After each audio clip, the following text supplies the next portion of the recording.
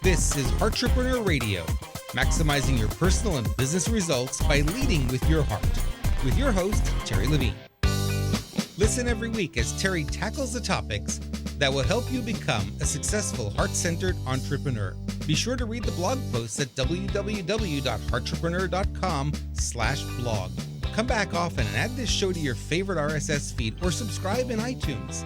You can also follow Terry on Twitter at MentorTerry and on Facebook.com/Heart-repreneur Terry Levine. And now here's Terry. Hello and welcome to Heart-repreneur Radio and TV show with Terry Levine. I'm your co-host, Val McGallant, and I'm excited to be here today. You can connect with Terry, me, and other like-minded, heart-based business owners on the Heart-repreneurs with Terry Levine Facebook group, so go check it out. And we hope you find value from our shows, and if you do, we'd love for you to like our show, subscribe, and we always love those 5-star reviews. Today's quote: "Good marketers see consumers as complete human beings with all the dimensions real people have." Jonah Sachs. Today's show topic is why relationship marketing is more important today than ever before. And our special guest this week is Brian Basilico. Brian is the award-winning author of the best-selling book, It's Not About You, It's About Bacon, Relationship Marketing in a Social Media World, and his latest book, Toilet Paper Math. He was honored as one of the top marketers to follow in 2018. Brian is an online marketing strategist with over 40 years of marketing experience and the owner of an award-winning internet marketing company, B2B Interactive Marketing, Inc. He is world-renowned for his LinkedIn training and innovative content marketing strategies, and was one of the first 1,000 people to join the social network in 2004. Brian is a syndicated blogger, podcaster, and sought-after guest expert featured in Entrepreneur and Inc. magazines with over 600 episodes. His show is The Bacon Podcast, is ranked as one of the top 100 marketing podcasts on iTunes, and was also recognized by Inc. magazine as one of their top 35 business podcasts. Welcome to the show, Brian. Good morning. How are you? I am fantastic. So I want to thank you for coming and chatting with us because I love bacon. And it's really more than that, because I know bacon means more to you than just the food. What is bacon to you? Well, bacon is an acronym. I worked for AT&T early in my career, and everything there was an acronym. You never went to the bathroom. You went to the LBR, LGR, which stood for Little Boys Room, Little Girls Room. So I had that embedded in my life ever since then. So BACON stands for Building Authentic Connections Online Networking. That's what BACON stands for. Perfect. And I love that. And I love that you're inviting people into relationship marketing. Mm-hmm. And that seems to me to be the emphasis. Is that the direction that you go? Yeah, absolutely. I mean, the people that I work with and the way I've built my marketing practice over the years has, tried some of the traditional ways of doing things. And one of the things that we learn in the internet marketing, online marketing space is it's all, the money's in the list, or grow a big list, or get a lot of followers, and do all this other stuff. And what you end up getting is you can do that. I mean, you can easily get lots of followers, you can get lots of hits to your website, but when it boils down to, how do people do purchases? How do people work with you? It's all about know, like, and trust. And, we've heard know, like, and trust so many times. It's almost like, yeah, know, like, and trust. Get to the trust. That's where the transactions happen. But the key thing about relationship marketing is you really have to have some way of identifying who is going to be your perfect customer, in a lot of ways. And so what I've done over the course of time is come up with a way to define what know, like, and trust is. So, for example, know is obviously getting to know somebody. Like is, hey, we like each other. Trust is, you know what, I trust you enough to do business. So we break down no. I usually say, okay, have you met that person, online in one way, shape, or form, or in person? Secondly, did you have a good conversation? Because a lot of people think no is just handing over a business card, and that's not the case. And then the third one is something that I say, are they CRM worthy? Are they worthy of you collecting more data so that you can follow up with them in the future? If that's the case, then the like portion is the next piece. And that ends up being, have I had a true one-on-one conversation with this person? Do I get to know them and what they do, and how they can help me, how I can help them? It's one, you're trying to build that relationship. You're trying to find that common ground. And then the other two pieces of the like are they engaging with you? Are they following? It's one thing to have a ton of people who are in your Facebook friends. I've got, close to 5,000 friends. But no matter what it is, I never really get over 1,000 people engaging on anything. Right. And even at that, 1,500 is the max I've ever seen. So the key question is, are they engaging with you, or are you commenting on their stuff? Is there a reciprocal way that you guys are building that to the point where you have something in common? And when you get to the trust level, I limit it to these three things when it comes to business. Okay, there's a big difference between personal trust and business trust. Business trust is, would you recommend them? Would they recommend you? Or could you do business together? And so if you sit down and look at that, there are 3 boxes in each one. If you get somebody at a 333, you're talking about the most perfect person. That is your perfect avatar. If you get somebody who's a 111, it's kind of at the bottom of the scale. If it's 110, you have no trust. There's no way you guys are ever going to do business together. It's great. You could have a personal friendship, but it doesn't really help you in the business world. So does that make sense? It makes a lot of sense. I liked, are they CRM worthy? Because there's more to a CRM than just a housing location for the names of the people that you've connected with. Right. Because you want to have information in there so that, what kind of conversations have you had? What conversations have you had about them? Have they purchased products before? What products did they purchase before? Which is all part of getting to know them, right? And the other thing that I really liked when you were speaking about trust was, would you recommend or do business with them? Mm-hmm. And I think that's a really important part when it comes to connecting with people, because I want somebody to buy my programs and products. There's no doubt about that. But at the same time, is it the kind of person that I would be recommending and doing business with? Because there's a completeness to the relationship when I have that kind of a relationship with my clients, that, I'm out on the street and I'm like, oh, hey, I know this person, they're a client of mine and they do that, and I can highly recommend them. That comes off to that person as a lot more of a real recommendation, not just a, hey, I know someone, but I know this person very well and I can recommend them. Right. That authenticity is so huge, and it really comes into play. The bottom line is, there's a book by one of my mentors. His name is Al Ritter, and he says, give 100% of yourself 100% of the time, expect nothing in return, and watch what happens. So if you trust somebody enough to recommend them, even though they couldn't do business with you, that doesn't necessarily mean they won't turn around and reciprocate. So for example, one of my neighbors comes and says, hey, I'm looking for a plumber. Okay. What I'll tend to do is I'll go into my CRM. I'll have 3 plumbers. Now, some of them would never do business with me, but I'd recommend them. So I would sit down and say, and they're not in my niche, by the way. That's the other part of it too, is my niche is, not in the consumer business side of things. But I will give them 3 names, and I will let them pick and choose the one that they think is the best. And the reason I do that is because if I give them 1 name and that person fails, then it falls on me. If I give them 3 names and they choose one, they can't come back to me and say, hey, that guy sucked. It's like, well, I gave you 2 other names, try another one.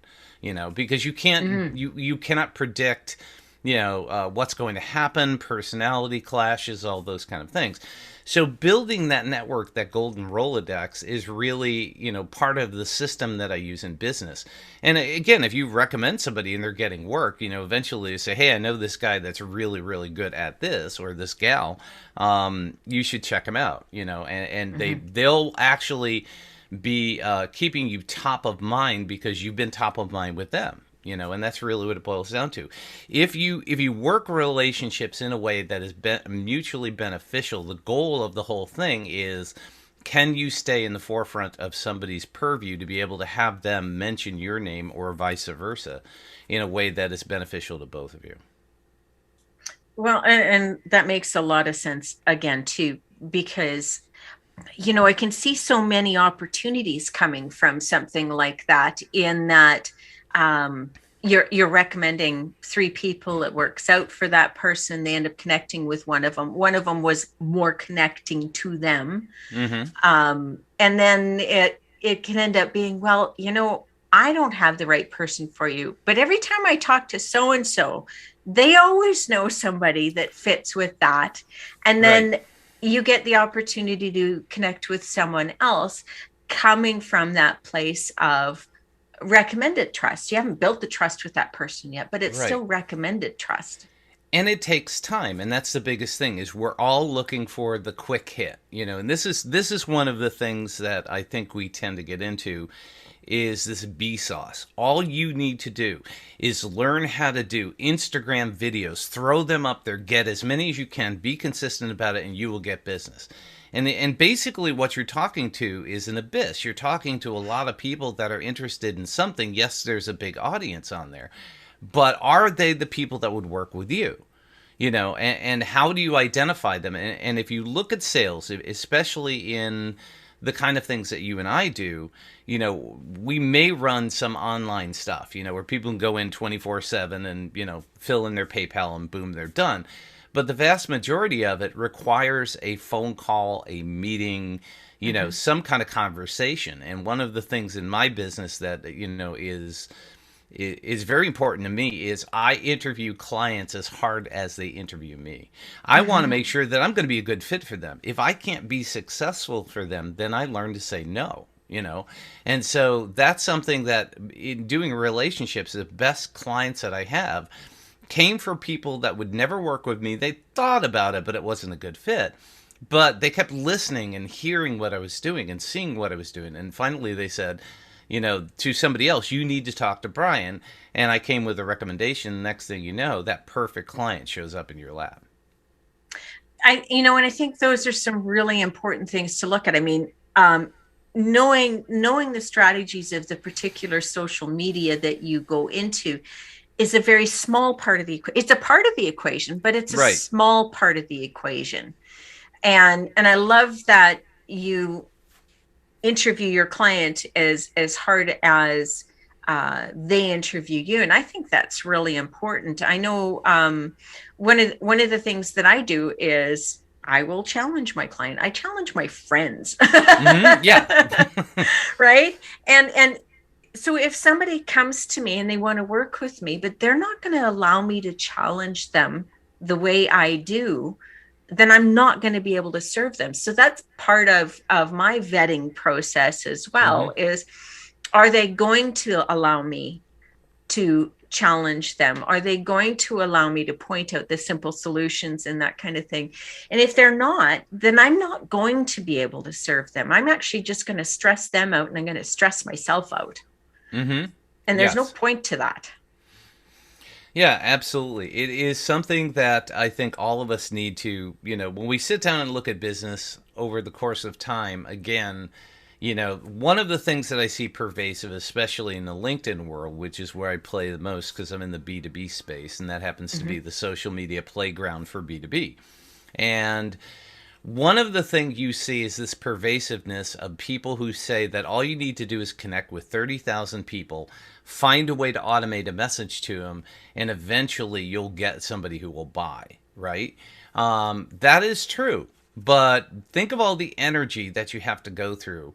Even if you automate it, you still have to do something, right? You still have to talk to somebody. Let's say, you get 30,000 people and you send something out and 3,000 people look at it. Do you follow up with all 3,000 of those?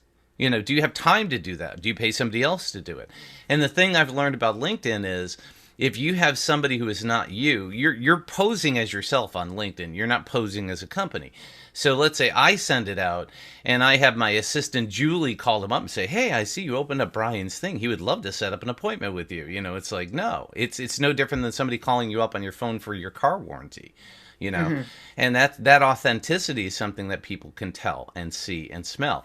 So say out of that, 300 people have a conversation with you. Maybe they, respond back in a message or, send you an email or say, tell me more about what you do. You still got to follow up with them, right?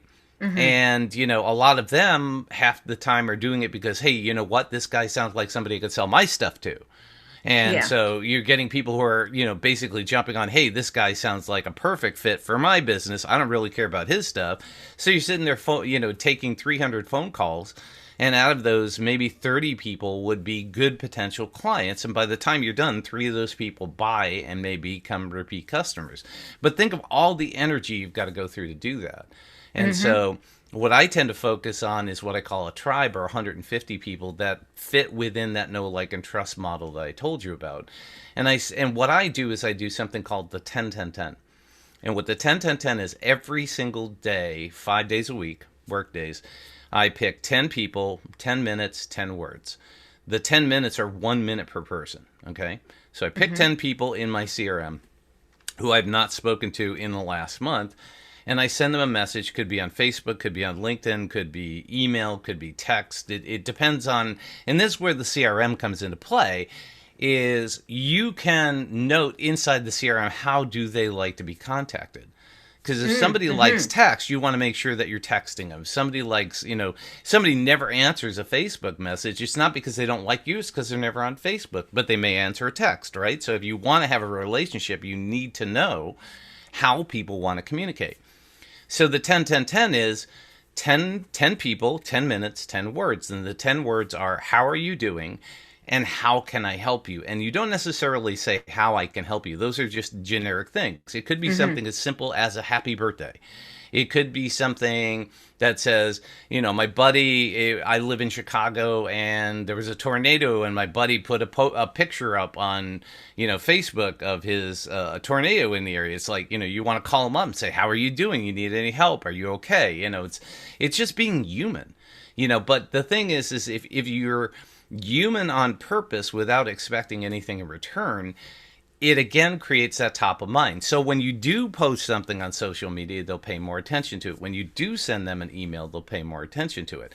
And by having that 150 people do it, a lot of times they'll share what you do, which expands it 10 times to about 1,500 people. If you build that outer circle of people who know and like you but maybe don't trust you, that can expand out to 15,000 people if they're beginning to share what you're doing. So working from your inner group outwards is much easier and less time consuming than it is working from your outer group inwards. That makes so much sense. It's funny, while you were talking, one of the things that came up was that meme that's out there: you can't please everybody, you're not bacon. Right, exactly. Yes. Exactly. It's true. It is. And I had somebody come on my podcast once. She says, I can't come on your podcast. And I said, you do realize BACON is an acronym, has nothing to do with meat, because it was against her. She was vegan and stuff like that. She says, I can't even be associated with anything with bacon. It's like, okay, so there's somebody I couldn't please. She wouldn't come on the podcast for just that reason. Well, and so there's a disconnect there. And that's a perfect example of how, you might know, like, and trust a person, but it's still not a match because you're 333, right? Like there's a gap in there still. Right. There's the know and trust, but no like. Because she didn't like bacon. Exactly. That's exactly it. Yes. Yes.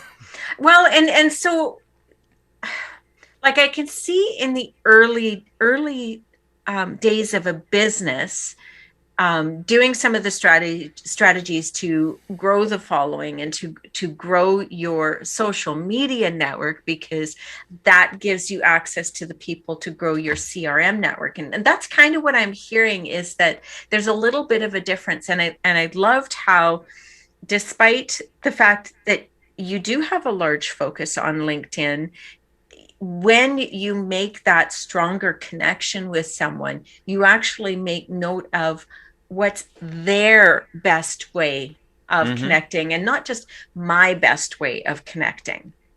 Right. Yeah, people want to communicate the way they want to be communicated to. I'll give you a perfect example of this. My wife had a rotary dial cell phone. I'm teasing, of course, there is no such thing. But I gave her one of my iPhones. It was the first time she ever had one. And so she would call the kids every weekend. The kids would never call us back. Our kids are in their 30s. And they'd never call back, So one day when she got the iPhone, I said, okay, hold it up and say, hey, Siri. And she said, hey, Siri, text Timmy. And what do you want to say? Hey, how you doing? And she put the phone down, and I came upstairs and I heard her scream, and I go, what's wrong? What's wrong? She says, he answered. Right? So that it just goes to show that then, now she never calls the kids. It's all text, and they text back immediately, and then she gets worried if they don't text in 30 seconds. It's like, sometimes they got to eat and sleep and do things that maybe they can't get to their phone. But that's the way it is once you understand how somebody wants to communicate, they're more likely to communicate back. Exactly. I think this is a great place for us to pause. We're going to pause for a little message from Terry. And then when we come back, I want to be able to share how our listeners can best connect with you. Hey there, it's Terry Levine. I just wanted to pop in for just a moment as you're listening here to Heart-repreneur Radio and watching Heart-repreneur TV. We have so many new and exciting things going on. So you can watch a free masterclass. Highly recommend to get a conveyor belt of qualified prospects. That's at TL, like Terry Levine, tlwebinar.com. Head over there, enjoy it, keep listening and sharing the show. Welcome back. I want to reintroduce you to Brian Basilico, and I hope you've been enjoying our show today. Brian, what's the best way for our listeners to be able to connect with you? Well, it's a little ununique. It is something called Linktree. So you go to linktr.ee/bacon guy. So it's linktr.ee/bacon guy. In there, you will find every possible way to connect with me. Facebook, LinkedIn, all my websites, everything. Awesome. That is easy to remember. I think most people know about Linktree. I got introduced to Linktree from my son. So it's a good thing he's as tech savvy as he is. I get to learn a lot from him. Yeah, when you have 20 websites, it's kind of hard to say, well, go to this one. It's like there's a podcast website, there's a LinkedIn website, there's a B2B website, there's a speaker website, there's all the above, So, that's how I met Terry. The first time was on stage. Terry was speaking, I was speaking. Well, and I think that's really, it kind of points to what you're talking about with connecting with people the way they want to connect, because when they go to your Linktree, they get to look through and decide, how do I want to connect with Brian? 100%. So, that is cool. Okay. So, I think we've covered a lot of information that's likely in your book. It's not about you, it's about bacon. Well, actually, there are 3 different books, so let me explain them real quick so people can understand the difference. Okay, so this one, Not About You, About Bacon, is about networking and what social networking and face-to-face networking have in common. And this is really a great book if you're just getting started out, because it talks about that know, like, and trust. And it doesn't dive into my system because that's relatively new. The second major book that I have is something called The Bacon System, and what I do there is talk about how to build a system in your business. And I personally believe, and some people, may argue with me, but I believe that every business needs at least one website because you own it. You don't own social media. I posted something on Facebook and it was a quote of the day, and somebody decided, whether it was a machine or a human being, decided that quote of the day was against their community standards, and they shut me down. So I could no longer comment, I couldn't do anything, and it killed my link and my Facebook Lives. And it was, they never gave me a warning. They just said, hey, you're gone, and luckily I was able to get back after a period of time. But, they shut my business down for 30 days. Could your business survive with no clients or nobody seeing anything you do for 30 days? So the concept that I'm talking about is you need to have a website. You need to understand analytics. Business is about data. And if you don't understand the numbers of how people are getting to your website and why they're getting to your website and what they're focusing on, it's really hard to do more of what's working and less of what's not. And then the third piece is creating content. And that is create content to drive traffic to the website, to measure, and all three of those work as a system. And then all of the things around the edge are the periphery, and that includes social media, email, print, speaking, all those kind of things. That's the way you deliver the content to drive people back to the website so you can measure it and build what you want. The third book, Toilet Paper Math, really talks about building a larger system based on people with sales teams. So if you have a sales team, this is how you take what you've learned in the first two books and even amplify it further into a system that works in larger B2B businesses. And this is where we get into getting salespeople. Basically, we're posting the same content, but we're putting it across multiple salespeople and owners and marketers and people in the business, and we're amplifying the content from within their own business as opposed to hoping that our audience out on social media will do the same thing. So all three of those kind of progressively take you through the phases. Okay, so start with the it's not about you. It's not about you, it's about bacon. And then you go onto the bacon system, and then you tap into toilet paper math after that. I love the titles that you came up with. They're so much fun. Thank you. Okay, so if you were to look at your book, the first book, it's not about you, it's about bacon. What is the chapter that you would recommend the most? I mean, because I know everything's going to be progressive in there. So I know you're going to say, well, start with chapter 1. Right. But which one stands out the most for you as being impactful for a new business? Well, I think the most impactful thing goes back to the core of advertising and marketing. And I believe it's chapter 4, and it's called Babies, Puppies, and Bacon. And Babies, Puppies, and Bacon is built upon the premise that the two most shared things on the internet, bottom line, is cat videos first and bacon second. If you don't believe me, go in and type bacon in Instagram, do the hashtag bacon, and look at how many followers that has. Look at it on Twitter, look at it everywhere. But cat videos and bacon. So what Babies, Puppies, and Bacon talks about is in the advertising business, if you want something to be a hit, you put a baby in it or you put a puppy in it. And what I'm saying is that bacon ends up being my way of being that baby, puppy, or bacon on social media. So when people see bacon now, just like, up here, they tend to send me memes all the time. I have an entire shrine in my office, probably 100 different products made out of bacon that people have just randomly shipped me. Bacon popcorn, bacon cotton candy, bacon lip balm, bacon ties, bacon socks, bacon soap, bacon toothpaste, bacon toothpicks, you name it. I mean, I've got so many different things. People just randomly send it because they associate bacon with my name. So the key thing is the concept is, how do you make your brand memorable enough that people keep you top of mind? Again, that makes a lot of sense to me. I have a niece who loves pickles. Dill pickles. And so every time I see something pickle, first thing that comes to my mind is my niece, and I'm firing it off to her. So that makes a lot of sense to me. I have a website for you. That Pickle Guy is one of my clients, so have her go check that out. Oh, I'm writing it down. Yep, thatpickleguy.com. That's too funny. But it points very specifically to exactly what you're saying, that you want to be the person that comes top to mind on a particular topic or subject, and having something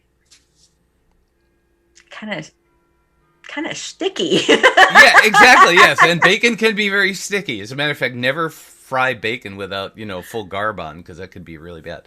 But yeah, no, it is. You want to be sticky. You want to be memorable, and you need to stand out in a world of I mean, when most people think of bacon, they think of Kevin Bacon, 6 Degrees of Kevin Bacon. That's always the first thing that comes to mind.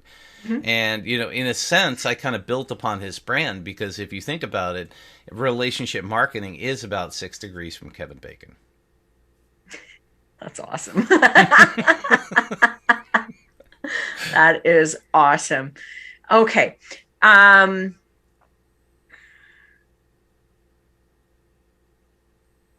So you've talked about making sure that somebody's CRM worthy and building the like aspects of it, and then of course building the trust to the point where you feel like you can recommend or do business with them. All of those do kind of point to being sticky. Right. They really do point to being sticky, because and not just you're sticky, but they're sticky too. Right. Yeah, I mean, all of this is about, and again, relationship marketing is one. Let me tell you another story. I was speaking to a mastermind group, and I was basically telling the system for their businesses about LinkedIn. And this is rude, but I had to make a point. And what I said was, I got done saying, okay, so here's how it works. Here's how you do it. Here's how you make everything work for your business. And at the very end, one of the gentlemen, said to me, looked at me very smugly. He says, I don't need it. I don't do that stuff. I farm all that stuff out. I got people do all that stuff for me. And I looked at him square in the eye and I said, oh, do you have somebody who takes your wife out to dinner too? And he got pissed, but everybody else in the room got it. So I had to sacrifice one person, to get everybody else to understand that you can't outsource relationships. So, that's one of the things in today's world is we are, we're in a place now where face-to-face contact has a premium to it. And so because Zoom has made it so much easier to meet people all over the world, I conduct all of my podcasts with people all over the world with Zoom. It would be nice to sit down in a coffee shop. What I try to do when I do my podcasts, I try to say right up front, imagine you're sitting at Starbucks, I'm sitting at Starbucks, we're talking to each other across the table, and there's a bunch of tables around us that are so interested in what we're saying that they're listening to us. So I even try to create that on the podcast. But that face-to-face thing is at a premium in a way that if you invest in people, they will invest in you. Zig Ziglar said it best. He says, you can have anything in life that you want if you just help other people get what they want. And really, that's, the sweetest sound in any conversation is the other person's name, because that's what they want to hear. So relationships are so core to who we are as human beings. I mean, this dates back, I don't know how much more time we have, but I talk a lot about something that is known as Dunbar's number, where he talks about that we can only maintain basically what he considers to be a tribe of 150 people. And this has been proven time and time and time again in business. Gore-Tex has plants that only have 150 people. The tribes, of our ancestors that were hunters and gatherers only had that because their brain can only cognitively remember about 150 faces with a positive feeling. If we don't recognize a face, we have that fight or flight. Are they going to hurt me? Are they here to sell me something? That kind of stuff. So, we as humans are wired for smaller numbers. We have a hard time dealing with that bigger group. It's hard to remember, where did I meet this person when you've got 5,000 followers on Instagram or LinkedIn or Twitter? It's so working with those smaller numbers and relationship marketing is really kind of core to who we are as humans. And I have found that once my clients tend to utilize that, think about somebody with 10 salespeople.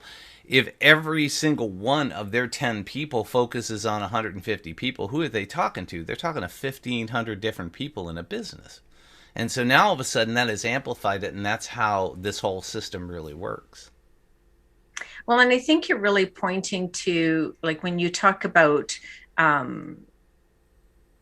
being face to face with somebody is at a premium. And I think it's so important, because I think a lot of people think that just because we've got the internet, we've got social media and stuff like that, that I can build my business while I hide behind my computer. And that's just not true. You can initially connect to people that way, but if you really want to build your business well, you really do need to fully connect with them and get to the point where there is trust. Absolutely. Yeah, So, because it's so easy to fake so much stuff technologically now. exactly. And that's not, you don't end up building the real trust. Exactly.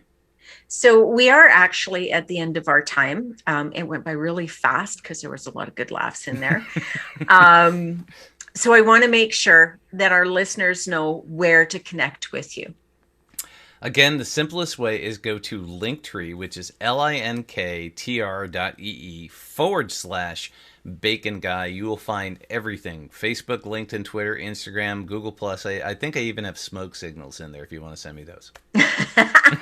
Awesome. And then, of course, everybody can go looking on Amazon for your books as well. Yes. Yep, okay. That's in there too. Oh, perfect. Perfect. Okay. Thank you so much for your time today, Brian. I really enjoyed the conversation. And I'm sure our listeners found a lot of value in what you shared. Thank you. It was my pleasure. It was a lot of fun. And thank you to our listeners. We so appreciate you. Remember to head to Facebook and take a look for Heart-repreneurs with Terry Levine. You'll be able to connect with a lot of heart-based business owners there. And we hope you found value in this. Please hit that like button, subscribe, and we always love those 5-star reviews. We will see you again soon.